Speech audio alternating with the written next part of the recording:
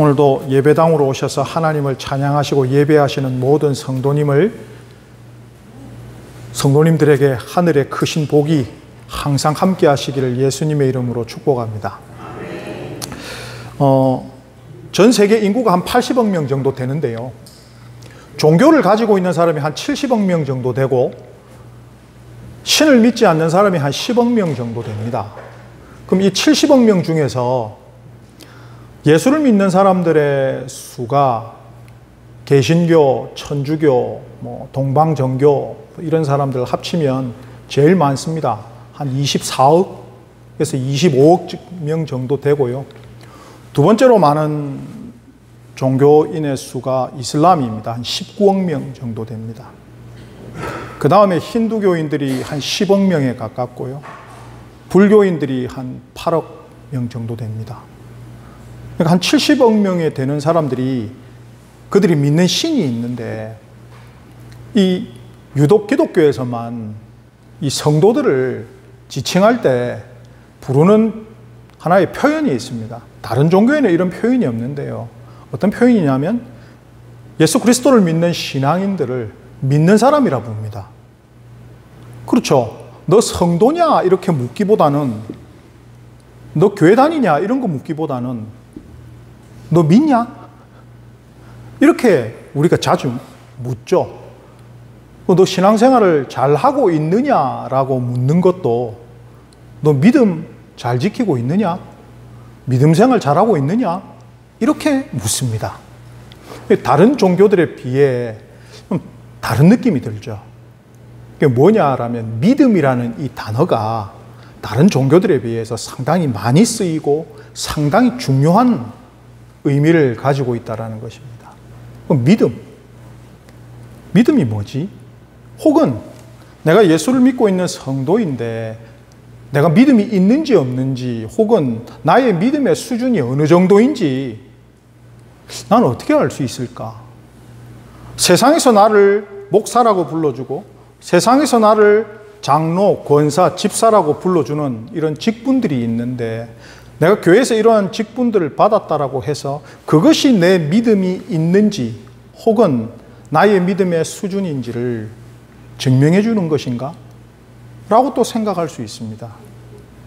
그러면 성경에서는 과연 이 믿음을 무엇이라고 얘기하며 그 믿음의 목적이 무엇이고 우리에게 믿음이 있느냐 없느냐는 어떻게 확인할 수 있는지 증명되는지에 대해서 오늘 본문을 통해서 저희가 묵상해 보고자 합니다.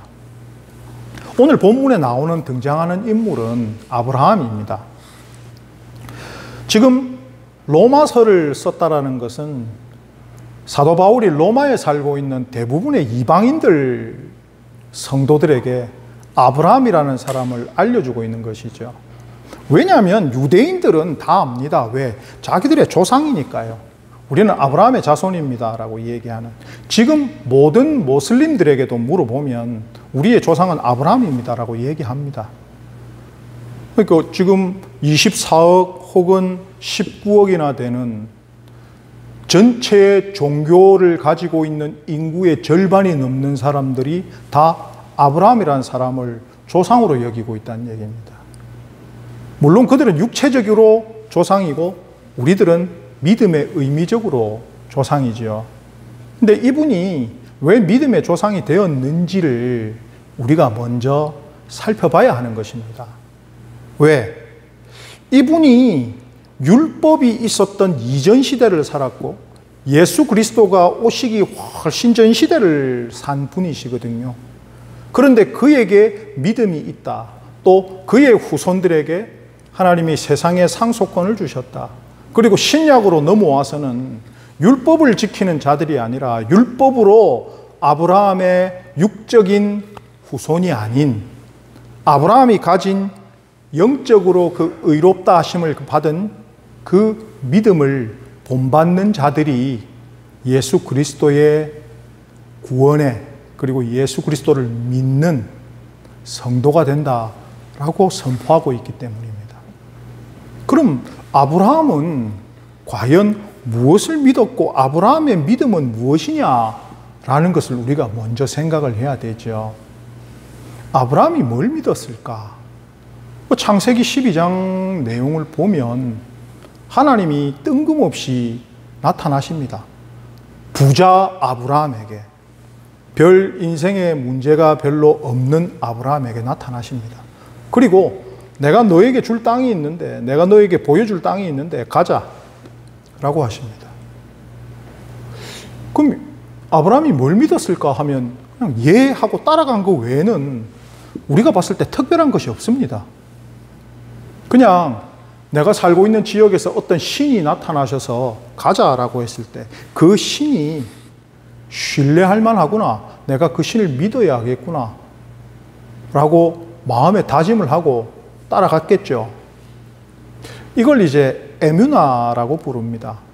믿음이라고 부르는데 한 단어로 설명하기가 참 어려운 단어입니다. 이 에뮤나는 내가 당신을 믿습니다 라는 것으로 설명될 수 있는 단어가 아닙니다. 이 에뮤나라는 단어는 어떤 공동체에 속하기 위해서, 한 사람이 그 공동체에 속하기 위해서 그 공동체가 요구하는 것을 내가 성실하게 행할 때 그 공동체에 요구할 수 있는 권리를 에뮤나라 부릅니다. 그러니까 하나님이 따라가자라고 했을 때 제가 가겠습니다라고 그 말을 나의 의무라 생각하고 따라가는 것이지요. 그러면서 하나님한테 내가 요구할 수 있는 권리를 믿음이라 부릅니다. 그런데 성경을 보면 아브라함이 하나님한테 뭔가를 요구한 내용이 안 나옵니다. 예를 들면 아브라함이 먼저 하나님한테 하나님 저를 이 하나님 땅 말고 저기 가나안이라는 곳에 내가 가보지도 못한 땅에 가서 우리 후손들, 저는 자식이 없지만 저의 후손을 많이 주시고 해서 그렇게 해주시면 제가 하나님을 따라가겠습니다 라고 얘기한 내용이 없다라는 것입니다. 뭐냐라고 하면 그냥 하나님께서 일방적으로 너 나 따라오면 돼. 또 내가 너에게 숱한 모래알과 같은 내가 후손을 줄게. 네가 그걸 믿으면 돼. 그냥 이렇게 제시를 하신 것이죠. 우리가 생각했을 때 뭘까? 아브라함의 믿음은 뭘까라고 했을 때 하나님이라는 분이 그렇게 해주실 수 있구나라는 것을 믿기 이전에 뭘 믿었냐라고 하면 하나님과의 약속을 믿은 것입니다. 하나님이란 분이 나타나셔서 지금 나하고 약속을 하시는데 내가 이렇게 해주겠다라고 한 그것을 믿고 따라온 것입니다. 그러니까 믿음이라는 것은 약속이 없으면 존재하지 않는다라는 것을 우리가 알 수가 있죠. 그럼 우리를 한번 보겠습니다. 내가 믿음 생활을 하고 있는데 뭘 믿고 있습니까? 하나님을 믿는다 하죠. 그럼 하나님의 무엇을요? 그냥 하나님의 존재를요? 내가 믿는 게 뭐냐라는 것입니다. 그래서 성경이 우리에게 보여주고 있는 것은 하나님의 말씀을 계속 보여주고 있는 것입니다. 이 말씀이 우리 삶에 이루어지는 것도 있고 나중에 이루어질 것도 있고 모르겠습니다. 안 이루어질 것도 있겠죠. 그런데 하나님이 말씀하신 그 모든 것이 나에게 약속이 됨을 내가 믿는다라고 하면 그게 성경의 믿음이라는 것입니다. 너 뭘 믿니? 라고 하면 성경에 나와 있는 하나님이 나에게 해주신 약속을 믿습니다라는 것이죠. 그게 아브라함의 믿음입니다. 그러면 하나님께서 그렇게 말씀하신 거 내가 믿으면 되겠지 라고 생각을 하지요. 그런데 그 속에 담겨 있는 것이 무엇이냐면 도무지 내가 바랄 수 없는 이건 안 될 거야 라고 생각하는 것을 우리가 믿을 수 있느냐라는 것입니다. 13절에서 15절 말씀을 보면요, 언약은 믿음으로 맺어진다라는 것을 우리가 알 수가 있습니다. 하나님은 말씀하셨고 아브라함은 그 언약을, 약속을 믿었습니다. 이게 믿음이구나 라고 하면서 그 다음 것이 무엇이냐면 16절에서 22절 말씀은 지금 사도 바울이 아브라함의 믿음을 본받아라 라는 것이거든요. 아브라함의 믿음을 본받아라 라고 말씀을 하시는데 우리가 생각해 봤을 때 아브라함이 믿음 생활을 잘한 것도 있지만 잘못한 것도 있습니다. 이게 공과 과는 분명해야 되거든요. 아브라함이 잘한 것은 무엇이냐? 믿음에서 잘한 것은 하나님의 그 명령 듣고 그 먼 거리를 무작정 간 것. 하나님이 그렇게 해주신다고 약속했으니까 내가 따라가야지 라고 간 것. 그거 갈 수 있습니다. 그죠? 뭘까요? 이루어질 수 있는 거 아닐까요? 하나님이란 신이 나타나셨는데 이게 조금 불가능할 수도 있겠지만, 아니 내가 모르는 어떤 장소에 가면 그 장소가 적과 꿀이 흐르는 땅이고, 내가 지금은 요때 아브라함이 조금 젊었을 때 출발했으니까요, 내가 요때는 내가 조금 애가 없기는 하지만 내가 열심히 한다면 내 자녀도 태어날 수 있을 것 같고, 그러니까 아브라함의 시작이, 믿음의 시작이 아예 불가능한 것을 뭐 따라갔다기보다는 요거는 잘하면 되겠는데? 라는 생각이 있는 것입니다. 모르죠. 나중에 천국 올라가서 아브라함 만나면 혼날 수도 있겠지만 충분히 가능성이 있다 생각합니다. 하나님이 아직 안 보여주시는 그 땅에 가면 그 땅에 뭔가 좋은 것이 있을 수도 있고 내 자녀도 날 수도 있고 가능성이 있는 것이거든요. 이런 것들을 보면은 뭘까요? 이게 바랄 수 없는 것에 대한 믿음은 아닌 것 같은데, 또 아브라함이 하나님을 믿는 믿음 생활을 하면서도 실패한 것들이 있습니다. 하나님은 가나안 땅에 있으라 하셨거든요. 이게 너에게 줄 땅이라 하셨는데 가뭄이 오니까 그가 남방으로 내려갑니다. 거의 뭐 애굽 땅까지 내려가서 하나님이 가라 소리 안 했거든요. 거기는. 근데 그까지 내려가서 마누라 뺏깁니다. 파라오한테. 그런 일이 2번이나 있습니다. 이건 하나님을 100% 신뢰하지 않았다는 얘기거든요. 하나님은 하나님이 주시는 땅에 있으라 그랬고, 그런데 아브라함은 움직였단 말입니다.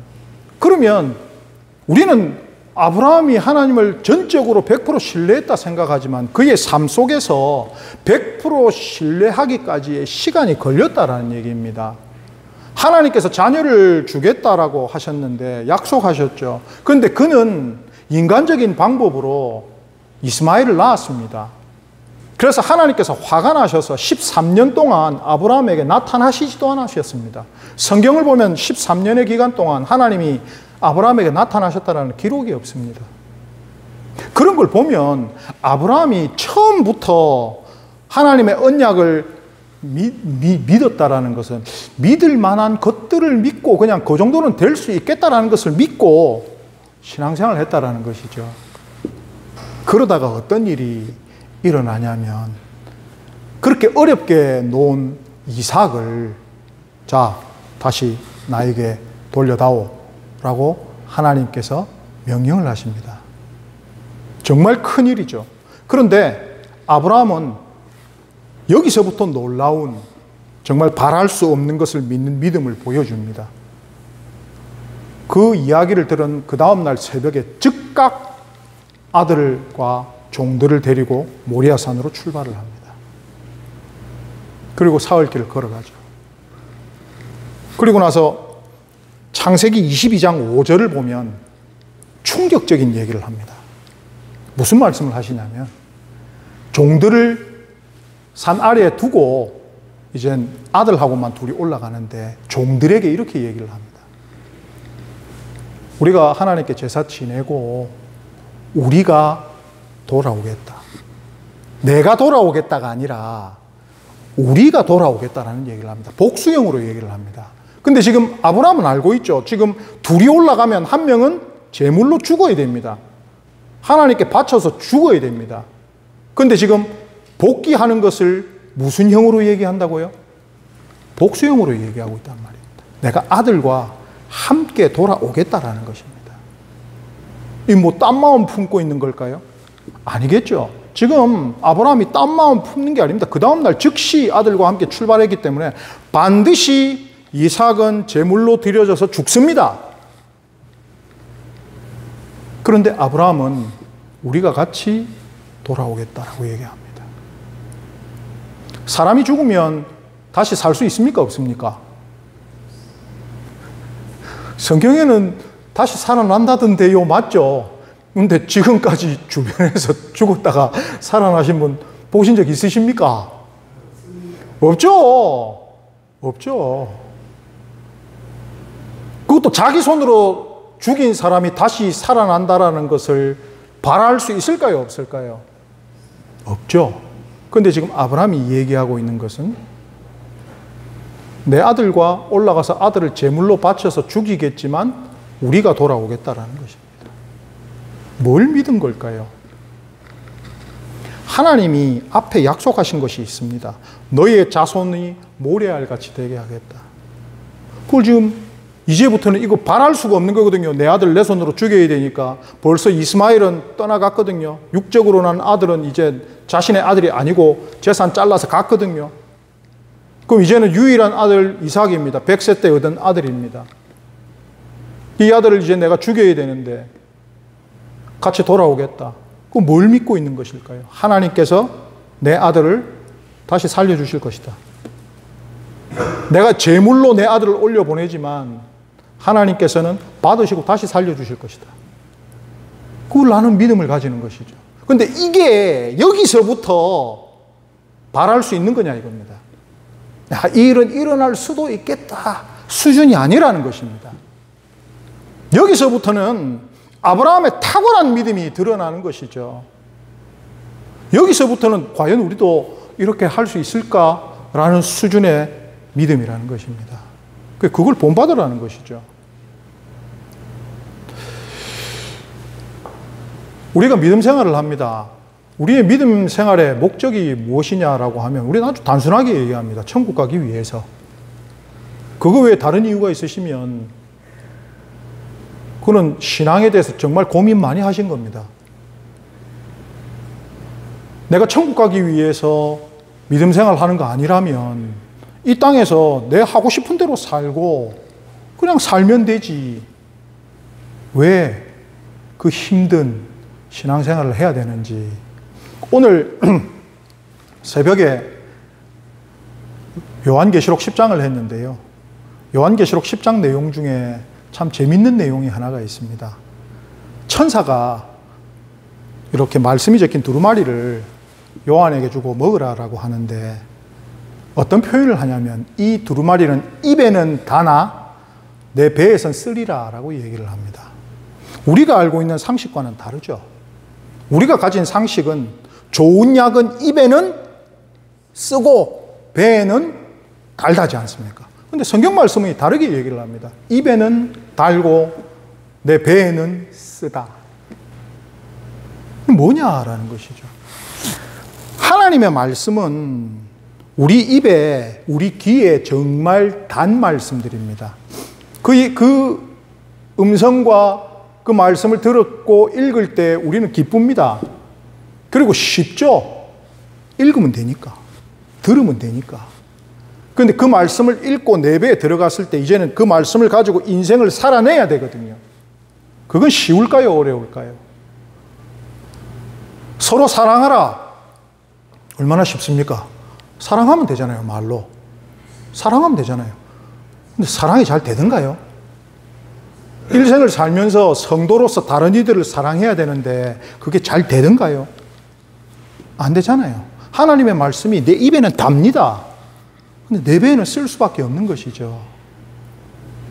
우리도 믿음 생활을 함에 있어서 어떤 것에 대해서 내가 믿을 만한 것들은 믿습니다.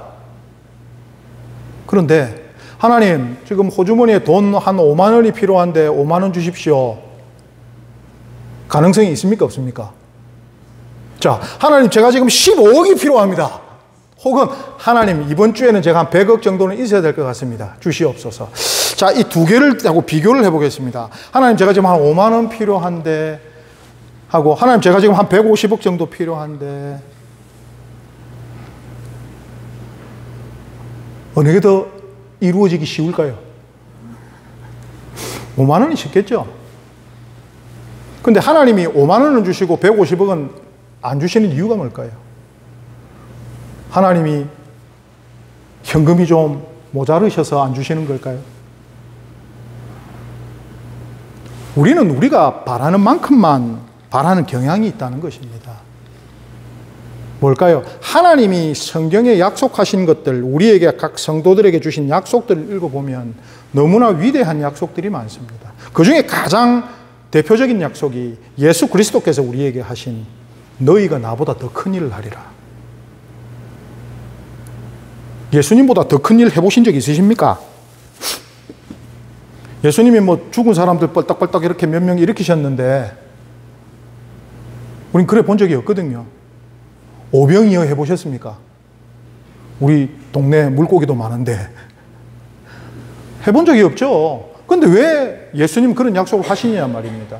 근데 그런 약속을 믿는 사람들은 그걸 예수 그리스도의 이름으로 하나님께 요청한다라는 것입니다.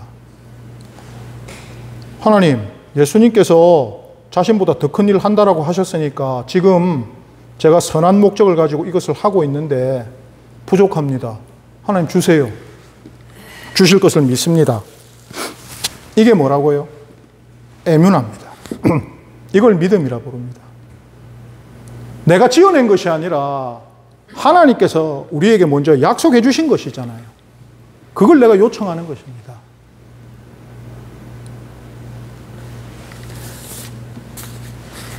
그러면서 23절에서 25절 내용을 보면 이 모든 것의 시작이 사람이 시작이 아니라 하나님께서 은혜 내려주셨으므로 시작된 것임을 얘기를 하지요. 또 아브라함이 믿음이 좀 약했을 때 애굽이나 이런 데 갔을 때 아내를 뺏기고 이런 일이 있었을 때 하나님의 직접적인 개입은 아브라함에게 임하지 않습니다. 아브라함을 힘들게 했던 사람들에게 임하시지. 나는 하나님을 느끼지 못하고 있지만 하나님께서는 나를 믿음의 사람으로 성장시켜 주시기 위해서 나의 주변에 있는 것들을, 나를 힘들게 하는 것들을 은혜로서 우리가 앞으로 나갈 수 있게끔 이끌어주고 계시다는 것입니다. 아브라함도 처음부터 완성된 믿음의 사람은 아니었다라는 것이죠. 지금 사도 바울은 그것을 얘기하면서 자, 유대인들은 자신들이 할례를 받고 율법이 있음을 통해서 자신들이 하나님의 백성이라고 주장하는데 이제는 그게 아닙니다 라는 것이죠. 우리는 다 세상 사람들이었고 우리는 전부 다 이방인들입니다. 그런데 성경 말씀은 우리에게 분명히 얘기하고 있는 것이 무엇이냐면 하나님의 약속을 믿는 그 사람이 아브라함의 후손이라고 얘기를 합니다. 우리는 고민하죠. 야, 내가 언제 아브라함의 수준까지 믿음을 가질 수 있겠는가? 아브라함의 시작도 그가 믿을 수 있는 정도만 믿었다라는 것입니다. 우리와 다를 게 없죠. 하지만 그 신앙의 생활 속에서 하나님이 주시는 그 은혜 안에 살면서 이제는 바랄 수 없는 죽은 사람이 다시 살아서 나하고 같이 산에서 내려간다라는 그 믿음까지 가지고 있는 것입니다. 자, 우리가 평생에 있어서 기도하다가 포기한 내용들도 있죠. 야, 이게 진짜 이루어질까? 야, 저 인간 저거 내가 진짜 예수 믿게 하려고 이렇게 내가 인생을 기도하면서 살아왔는데 안 되던데 이거 뭐 안 되는 거 아닐까? 혹은 하나님 내 자녀들 혹은 우리 집안, 내가 일하는 것, 우리 교회 어떤 상황들에 대해서 기도를 했는데 안 이루어진 것들이 있거든요. 안 해주실라는가 보다. 보다 내가 좀 더 큰 거를 바라면 안 될까요? 이루어지겠다라는 꿈. 한 30명 앉아있는 교회에서 50명 되면 좋겠다라고 꿈꾸는 거 가능합니까? 불가능합니까? 가능하죠. 예, 저도 꿈이 작아서 오자마자 한 10배만 됐으면 좋겠다 생각하거든요. 한 350명만 되면 좋겠다. 늘 말씀드리는 거. 저도 꿈이 작아서 여기 한 3,500명 하자 그러면 섬 사람들이 3,500명이 안 되니까 처음부터 꿈을 그냥 한 1,500명 잡고 그죠. 주자도에 있는 사람 모두 다. 그걸 바라지 못했으면 후회가 됩니다. 바라지 못할 것들을 정말 한번 바라보면 왜 못했을까? 우리 모두가 마찬가지입니다. 난 뭘 바라고 있지? 이제는 뭐 바랄 정도만 바라는 수준. 아유, 내 인생 몇 년 남았다고 뭘 더 바라겠어. 위대하신 하나님이 나에게 해주신 약속에 성경에 있는 몇 프로만 믿고 있는 것일까요? 바랄 수 없는 것을 바라는 믿음, 온전해지는 믿음, 아브라함을 닮은 믿음, 그것을 지금 하나님께서 원하고 계십니다. 하나님한테는 불가능이 없으시기 때문입니다. 난 뭘 바랄까? 뭘 기도하다가 멈췄을까? 다시 하는 것이죠. 더 크게, 더 크게, 더 크게. 왜? 하나님은 불가능이 없으시고 내가 이루는 게 아니잖아요. 하나님이 은혜로 해주시는 것이니까 바라는 것입니다. 그래서 올 한 해 멈춰왔던 어떤 기도가 있으시다면 더 크게, 더 크게, 더 크게. 그를 통하여 하나님, 제가 믿음이 좀 있습니다 라는 것을 하나님께도 사람들에게도 스스로에게도 증명하실 수 있는 성도님들 되시기를 예수님의 이름으로 축복합니다. 기도하겠습니다.